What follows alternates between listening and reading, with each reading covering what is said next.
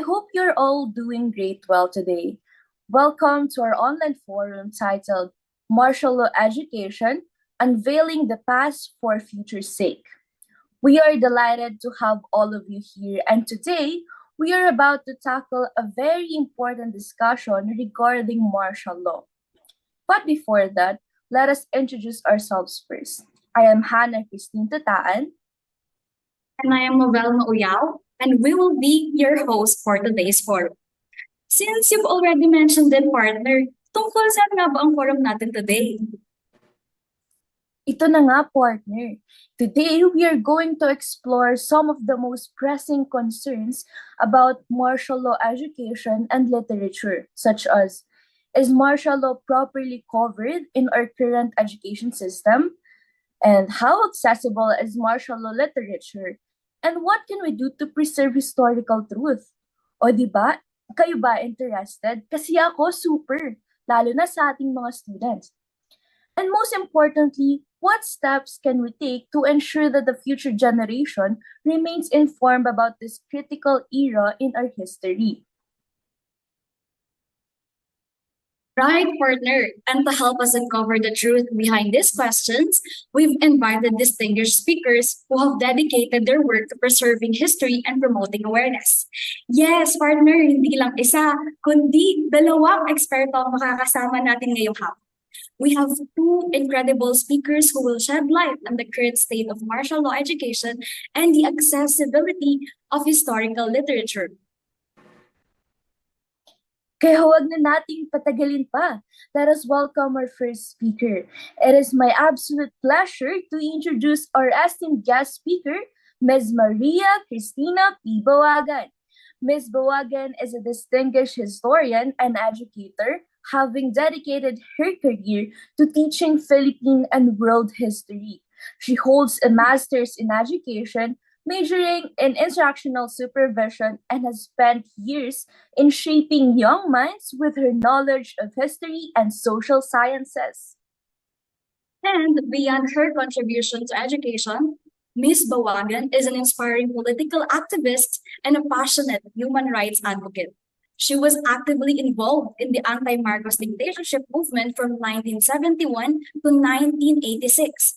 She is also a member of the Philippine National Historical Association and the trustee of the Bantayog ng Mga Bayani Foundation Incorporated, where she continues to uphold the legacy of those who stood against oppression. Today, we are privileged to hear from her as she discusses the current state of martial law history education. Is martial law covered properly in current education? Let us all give a virtual round of applause for Ms. Maria Cristina P. Bawagan.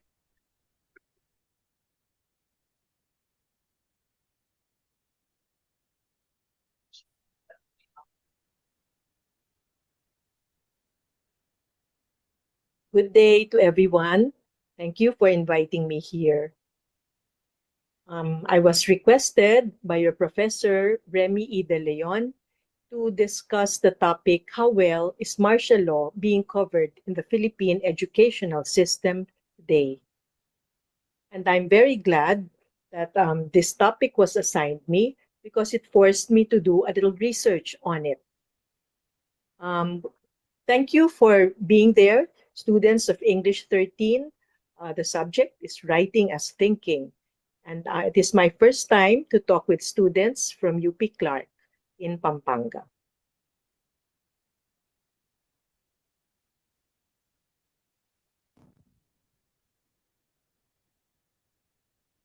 Last year, we wrote, I am a member of the Survivors Hub, Martial Law 1972 to 86. We are a group of martial law survivors. And we wrote Senator Chis Escudero to ask him about the implementation of Republic Act 10368. This act or law recognized and gave compensation to us, victims of martial law. But aside from recognition and compensation, it also has the provision of non-monetary reparations. And these include the incorporation of lessons on martial law in the curriculum, both in the Department of Education and in CHED. So it is along these lines, during the budget hearings, that we asked him to please ask the departments involved as to what the progress was. So because of this letter to Senator Chis Escudero forwarded our letter to the Department of Education, who in turn wrote to us, and they sent us this Matatag curriculum. This is a new curriculum. There is a comparison with the old curriculum, but here they mentioned that it is in grade 6 where Batas Militar is planned to be discussed, and in grade 10 where the topic human rights will be discussed. So you will see the arrows over there showing that these are the plans of the Department of Education. Some of us in the Survivors Hub are trying to work with the Department of Education to help, along with the Human Rights Violations Victims Memorial Commission, which is a government commission, and we are trying to help them have the materials which are good materials which would serve as basis for the lessons on martial law. To this point, however, at this point, we are not yet updated if a proposal which was sent them has been approved. So you can find online the Matatag curriculum. The phase 1 is for 2024 and 2025. This was launched August 10, 2023, but prior to its phased implementation, 2024 to 25, the DepEd shall conduct pilot implementation in selected schools. We do not know the results of this pilot implementation, but the following pages are the exact pages where the topics on martial law o Batas Militar are included. So you will see the topics here, mga hamon sa demokrasya, deklarasyon ng Batas Militar, pagpapatupad ng diktadura, epekto, pagkawala ng institusyong demokratiko, malayang lehislatura, paghina ng ekonomiya, paglabag sa karapatang pantao, ill-gotten wealth, paglaban sa diktadura, mga pagkilos, laban sa diktadura at pagpaslang kay Ninoy Aquino. Tapos, pagbalik ng demokrasya, pamana ng EDSA People Power. Binabanggit naman din dito para sa grade 10 yung pagtalakay tungkol sa karapatang pantao, no? So, okay? So, in place siya, no? Ang question na lang ay, ano ba yung mga materyales na gagamitin?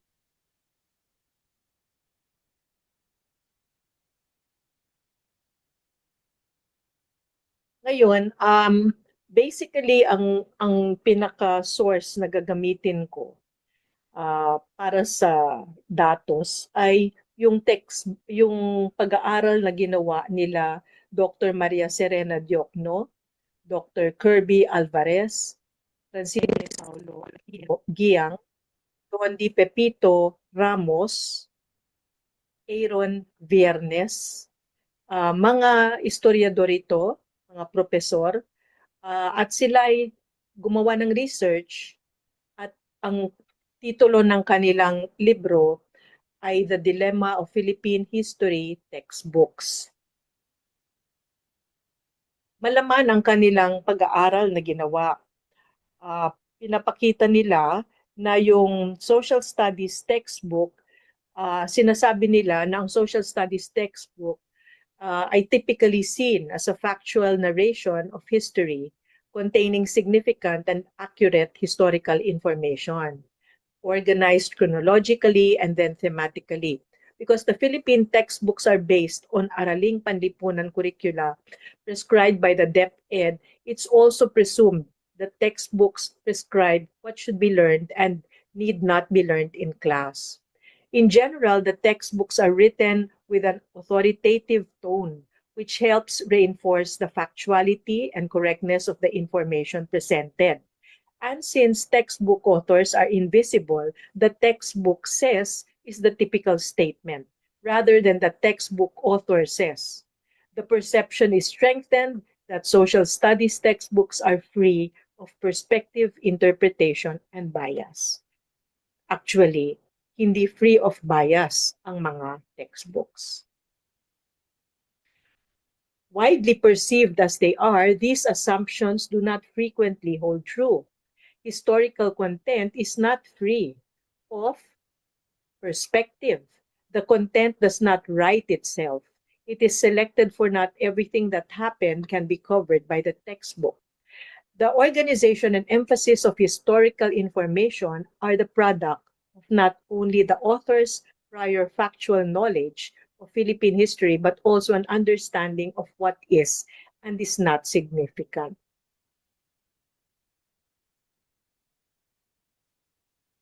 Napakahalaga ng Philippine textbooks, no? Because it is used as the primary, in most instances, the only learning resource. And the FEU Public Policy Center, which seeks to contribute to policy making, formed a project to review the Araling Panlipunan textbooks. And thus, this book, which Dr. Serena Diokno et al. Produced. The books they examined are those of grades 5 and 6.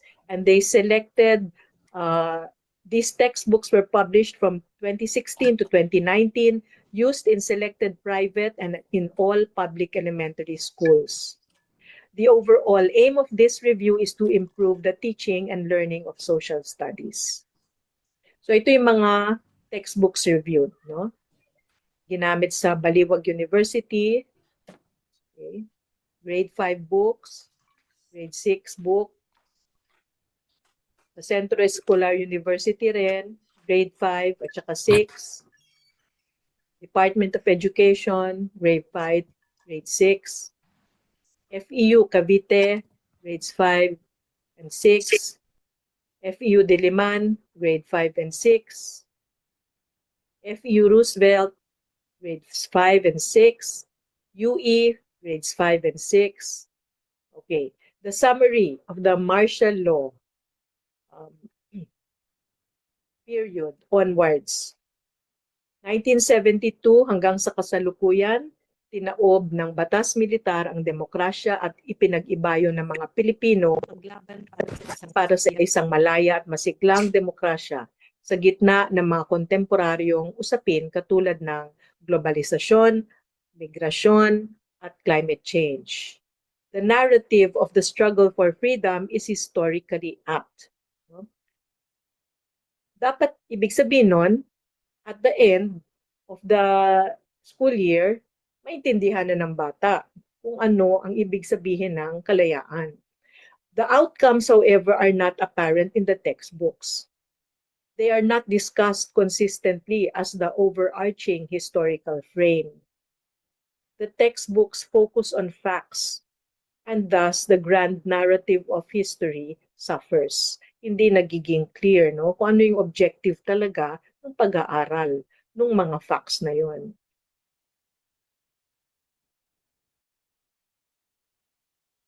The textbook's grand narrative of Philippine history, in addition, is but ought not to be dominantly political in content. For the making of the nation was a composite of many and complex elements and should be understood not just from a political standpoint. So may mga recommendations ang team, no, yung mga authors, on improving the content of the textbooks. Meron ding factual errors silang nakita, hindi ko na lang sinite dito, na medyo obvious, no, sanang madali sanang na-correct kung nagkaroon ng rigorous review process. About civic goals, we'll just go through it very briefly. Cornerstone dapat siya ng araling panlipunan para maging responsable ang mga citizens, no? Subalit, hindi masyadong na-emphasize kung ano nga ba yung mga civic rights. Sana napag-aaralan ng husto kung ano nga yung mga civic rights. Civic prescriptions in the textbooks tend to appeal to emotion or public sentiment than to civic knowledge, like how government works or ought to work, or voter registration, basic tenets of the Constitution. Sana mas may emphasis daw doon.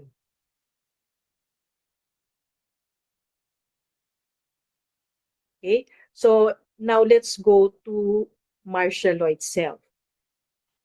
It's a significant event in the social studies curriculum and textbook. The year 1972, when martial law was declared, serves as the event that divides contemporary Philippine history, post-war and post-independence, into two. The use of this event to delineate one period from the next suggests a radical departure from what was to something different or striking.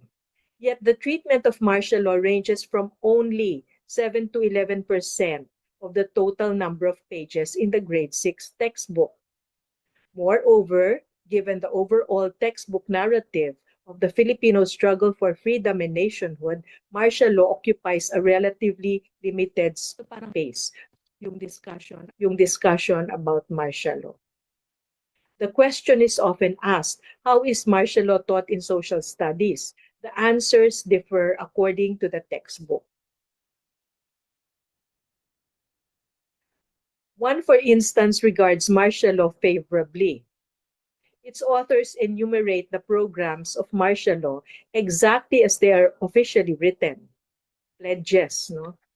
So, merong peace, land reform, etc., which another textbook asks the students to give examples of in an exercise.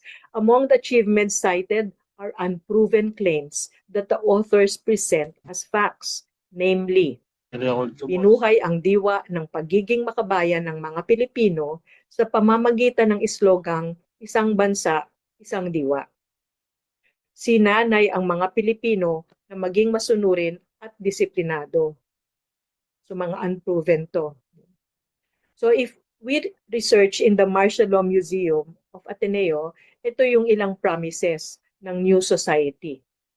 And poverty create equality, and hunger drive development, and corruption enact justice, and deception promote truth, and violence and usher in peace. No? So hindi ito proven itong mga naging promises ng new society. The rest of the textbooks are uneven in their treatment of martial law. There are obvious silences, such as the acquisition of illegal wealth by Mr. Marcos and family. The textbooks echo Mr. Marcos' justification of martial law, the threat of communism and rising disorder in society, crime and drug abuse.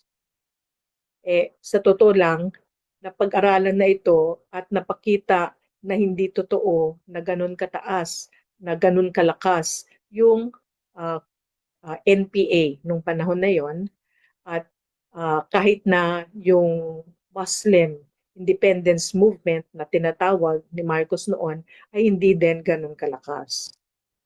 All 7 textbooks cite public protests that were taking place against oil price hikes. 6 out of 7 cite the Plaza Miranda bombing as another reason. 4 out of 7 mentioned the Mindanao problem and the ambush of Defense Secretary Juan Ponce Enrile, na sinabi naman ni Enrile na hindi totoo, pero later on binawi uli. 2 mention Senator Ninoy Aquino's exposure of Oplan Sagittarius. A planned series of bombings to be blamed on communists so as to justify Marcos' declaration of martial law.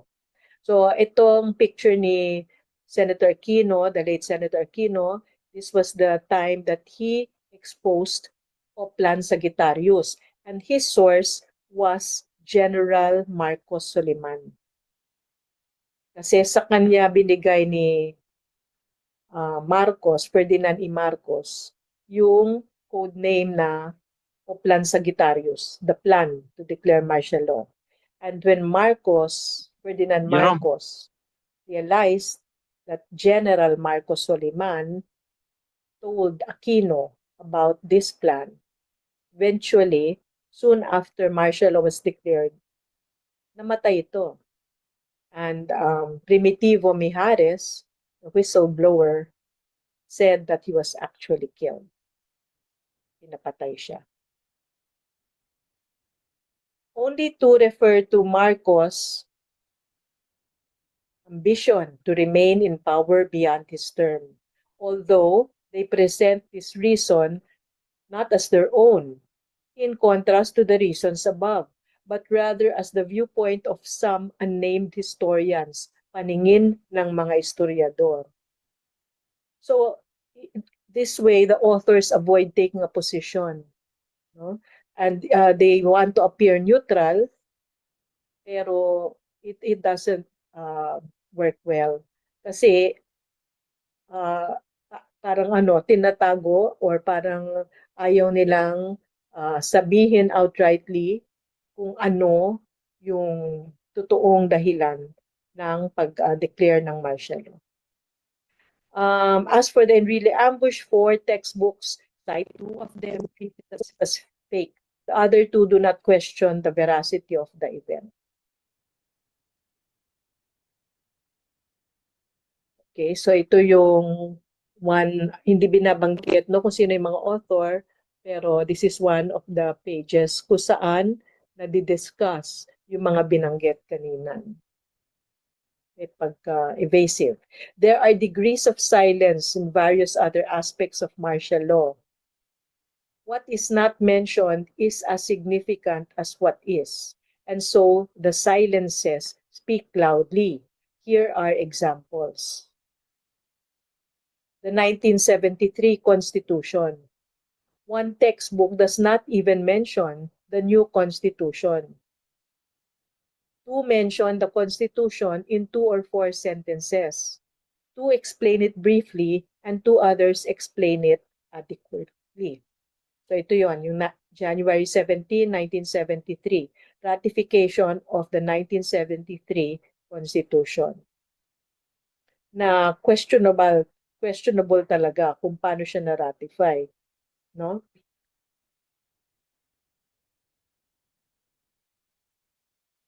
Instead of individual voters deciding on the Constitution, citizens' assemblies or the present-day barangay were installed with no identification and verification of members. Tapos pinili yung kamay, no? Para ipakita kung sino nga ba, sabi nga, sino nga ba yung pabor, no? And there were reports that in some assemblies, they were made to answer questions totally unrelated to the Constitution. Like, sino ba may gusto ng siopaw? Di nagtaasan ng kamay. Sino ba may gusto ng bigas? Nagtaasan ng kamay. But 5 textbooks are entirely silent about this unusual and questionable manner of ratification. Of the remaining 2, one mentions the citizens' assemblies but does not examine it, while the other does. Programs of martial law. 4 textbooks provide a critical assessment of the programs of martial law, citing imprisonment of critics, takeover of media and broadcasting companies, state-sanctioned human rights violations as among the harmful effects of martial law. Here are at least some proof is provided. Such as General Order Number 1, which empowered the president to give him control of the entire government. Persons who were unlawfully arrested are also named and described in some of the textbooks. Okay? Pero the others are lacking, no other textbooks. Most of the textbooks agree that Marcos' martial law was authoritarian. But these textbooks could be improved by providing more evidence. One, for example, lifts the explanation of the deleterious effect of martial law directly from Wikipedia and translates it into Filipino with any acknowledgement of the source.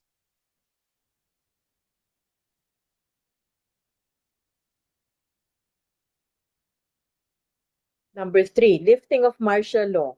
Proclamation number 2045, January 17, 1981. What exactly did lifting martial law mean? Did Mr. Marcos' expansive powers end with his proclamation? Two textbooks claim that martial law came to an end in 1981, but ignore the fact that Marcos remained powerful based on his own proclamation. The other textbooks agree that martial law was not actually lifted in practice. But only two of them cite evidence to support this position. Actually, the Pope was about to arrive. And so naisip ni Marcos, mas maganda naman na walang martial law. No? So he lifted it. But it was still a dictatorship. Those who were detained, like myself, the presidential commitment order was issued so that we could be indefinitely detained or incarcerated. Dictatorship pa rin. Number 4, plunder of national coffers. Only one textbook out of 7 mentions Marcos' ill-gotten wealth, and does so tentatively. Naging usap-usapan. Parang kwentuhan lang.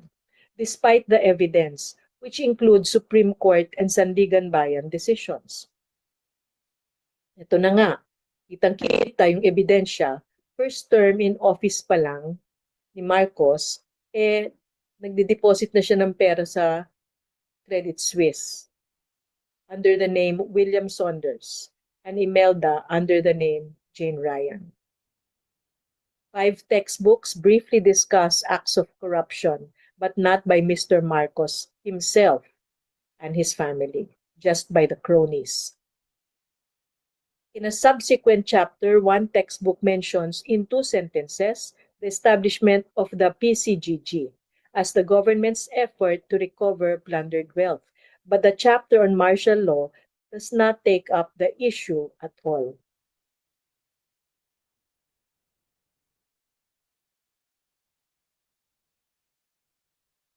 Popular opposition to martial law and the People Power Revolution. Narratives about the opposition to authoritarian rule center on individuals, student leaders, cultural activists, and well-known oppositionists, and less on the organizations and movements that figured prominently during the period, such as the Justice for Aquino, Justice for All, the CORD, Coalition of Organizations for the Restoration of Democracy, and the National Alliance for Justice, Freedom, and Democracy. Because these organizations involve lots of people, maraming members dyan. References to armed underground movements are also few. The textbook authors generally view People Power Revolution as a positive development, an end to authoritarian rule, and the path to change. There is a consensus among them that Senator Ninoy Aquino's assassination was the primary trigger in awakening public consciousness and mobilizing people to take protest actions.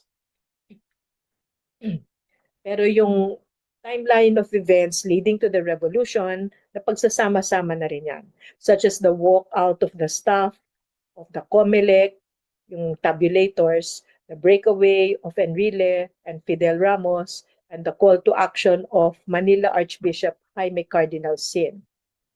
Yun, napaghahalo na yon sa causes or factors that led to the mass action. No?